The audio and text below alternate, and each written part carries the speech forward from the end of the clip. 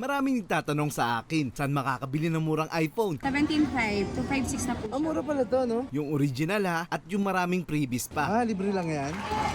Yan yung mga previous namin. May rekomenda ako sa inyo. Sila yung may pinakamaganda magpresyo pag bumili kayo at nag-swap ng mga lumang cellphone nyo. Ang Kinas Telecom, yung pinaka-latest na iPhones, lahat ng kulay at variant, meron sila. Pati mga slightly used na second-hand cellphone na pasok sa ating mga budget, kumpleto. Sa iPhone 7 po, 32GB, 6,000. 6,000? Po. Yes po. Naka-iPhone na Oo, 6,000. 6,000. Naka-iPhone ka na. Oo. May mga previous pa. May AirPods pa to. Kaya punta ka na dito sa Kinas Telecom. At hindi lang mga cellphone na meron dito. Meron din iPad, MacBook Pro, AirPods at lahat ng Apple product. Kaya dito ka na pumunta. Kinas Telecom, second floor, sa Green Hill Shopping Center. Maraming nagtitinda ng cellphone dito. Magkakatabi lang. Pero ang Kinas Telecom, pinakamababang presyo kapag bumili ka ng unit. Buy and sell, repair at nagsaswap sila dito. Lahat, pwede nyo i-swap yung mga laptop, camera, yung mga old units nyo na hindi nyo na nagagamit.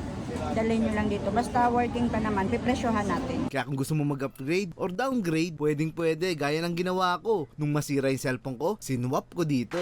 Kung may sira naman, depende. Ano natin yung sira, papa-price natin sa technician. Ililess na lang. Huwag lang plancha, no, madam?